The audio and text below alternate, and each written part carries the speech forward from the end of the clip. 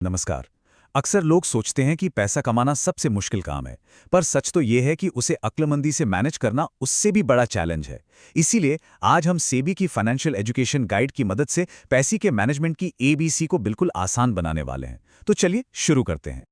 एक सवाल है, जरा इस बारे में सोचिए।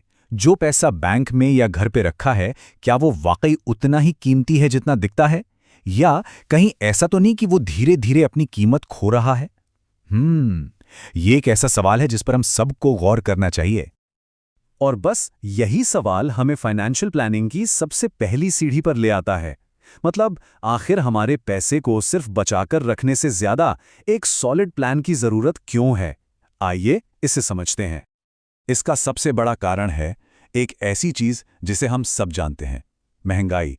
टेक्निकल भाषा में इसे इन्फ्लेशन या मुद्रास्फीति कहते हैं। और यकीन मानिए, यह हमारी सेविंग्स की सबसे बड़ी दुश्मन है।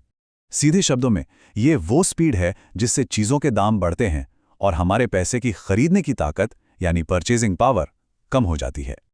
इसको ना एक बहुत सिंपल एग्जाम्पल से समझते हैं। सोच के देखिए, कुछ साल पहले एक वड़ा पाव 2 रुपए का मिल जाता था, है ना? आज वही वड़ा पाव 7 रुपए का है। वड़ा पाव तो वही है, लेकिन हमारे रुपये की वैल्यू कम हो गई। बस यही है महंगाई का आम इंसान पर सीधा असर। तो सवाल यह है कि इस महंगाई नाम के दुश्मन से लड़ा कैसे जाए?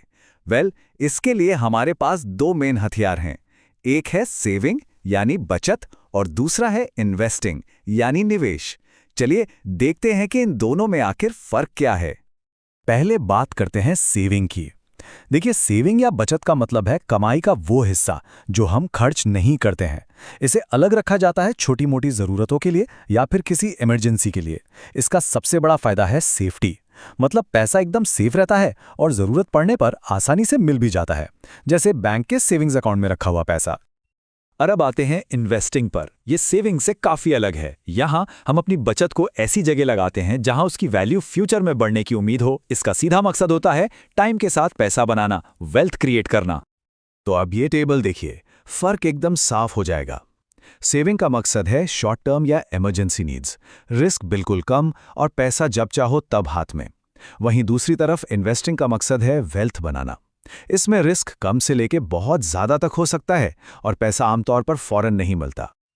अच्छा, अब बात करते हैं उस एक सीक्रेट वेपन की जो वेल्थ क्रिएशन में सचमुच किसी जादू से कम नहीं है। इसका नाम है the magic of compounding. Hindi में कहें तो चक्रवृद्धि का जादू।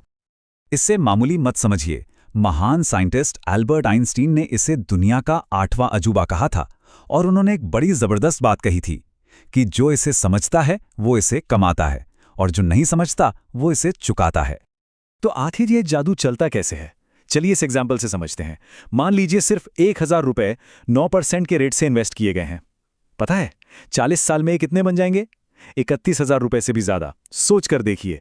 और ये कमाल इसलिए होता है क्योंकि यहां ना सिर्फ ओरिजिनल पैसे पर बल्कि कमाए हुए ब्याज पर भी ब्याज मिलता है। ब्याज पर ब्याज, यही है कंपाउंडिंग। और हाँ, अगर ये जानना हो कि इन्वेस्ट किया हुआ पैसा डबल कब होगा, तो उसके लिए एक बहुत ही मजेदार और आसान सा टूल है। इसे कहते हैं द रूल ऑफ 72। एकदम सिंपल सा फॉर्मूला है ये। करना क्या है? बस 72 नंबर को जो भी इंटरेस्ट रेट मिल रहा है उससे डिवाइड कर देना है। एग्जाम्पल के लिए मान लीजिए इंटरेस्ट रेट 6% है, तो 72 को 6 से डिवाइड करने पर क्या आता है? 12। इसका मतलब हुआ कि पैसे को डबल होने में लगभग 12 साल लगेंगे। कितना आसान है ना? तो अब तक हमने सारे कॉन्सेप्ट्स तो समझ लिए, लेकिन असली सवाल तो ये है कि इन सब चीजों को प्रैक्टिकल लाइफ में इस्तेमाल कैसे करें। तो चलिए अब बात करते हैं फाइनेंशियल प्लान का एक ब्लूप्रिंट तैयार करने की। एक अच्छी फाइनेंशियल प्लानिंग के लिए ये 6 स्टेप्स एक क्लियर रोड मैप का काम करते हैं।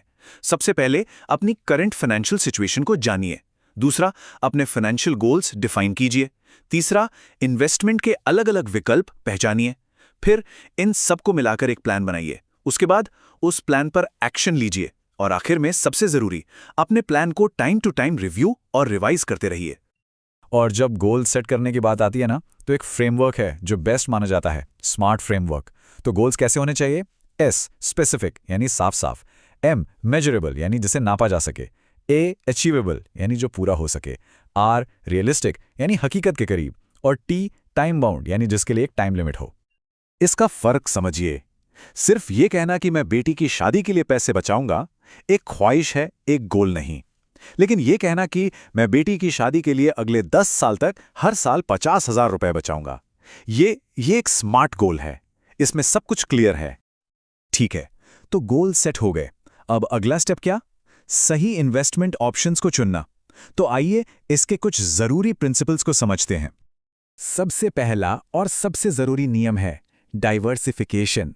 वो कहावत तो सुनी ही होगी, don't put all your eggs in one basket. मतलब सारे अंडे एक ही टोकरी में मत रखो। बिल्कुल वही चीज यहां भी लागू होती है। अपना सारा पैसा कभी भी एक ही जगह इन्वेस्ट नहीं करना चाहिए। रिस्क कम करने का यह सबसे अच्छा और आजमाया हुआ तरीका है। किसी भी इन्वेस्टमेंट को चुनने से पहले 3 चीजों को जरूर परखना चाहिए। ये 3 पिलर्स हैं। पहला, सेफ्टी, यानी इन्वेस्ट किया हुआ पैसा कितना सेफ है। दूसरा, लिक्विडिटी, यानी जरूरत पड़ने पर पैसा कितनी आसानी से कैश में बदल सकता है। और तीसरा, रिटर्न, यानी उस इन्वेस्टमेंट से कितना प्रॉफिट, कितना मुनाफा मिलेगा। तो अब हम आते हैं सबसे अहम सुनहरे नियम पर। वो एक कदम जो शायद सबसे जरूरी है और जिसे हर किसी को उठाना चाहिए। ये बात महान इन्वेस्टर वॉरेन बफेट ने कही थी और ये लाइन फाइनेंशियल सक्सेस का पूरा सार है। उन्होंने कहा, खर्च करने के बाद जो बचता है उसे मत बचाओ, बल्कि बचाने के बाद जो बचता है उसे खर्च करो। इस बात को जरा ठहरकर सोचिए। इसका मतलब क्या हुआ?